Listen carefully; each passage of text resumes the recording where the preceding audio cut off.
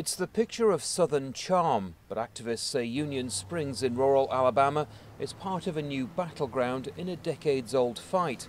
In small towns across the state, dozens of driver's license offices have closed, making it hard for many to get picture identification. In Alabama, voters need government-issued ID to cast their ballots, but in the state's poorer communities, it just got harder. Hello. Residents like Evelyn Smart say it's a reminder that voting rights here are still an issue. We come a long ways, but we still have a long ways to go. And we're still fighting for that right that we earned years and years ago. And we shouldn't have to fight now like we did in the past. Civil rights activists say it's not so much that driver's license offices are closing, but where they're closing.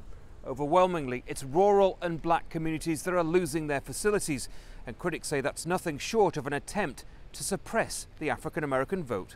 Some lawmakers in the state are now calling for a federal investigation into the closures, but officials claim budget cuts gave them no choice.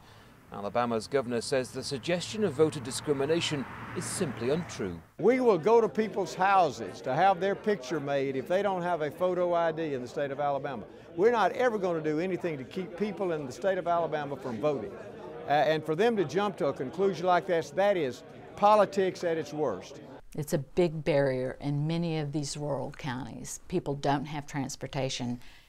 But campaigners say the closures, combined with the state's introduction of voter ID laws, are part of a long and ugly history of discrimination. Here we are, 50 years later, on the year, 50 years after the Voting Rights Act, and we're again suppressing the rights of black voters in Alabama.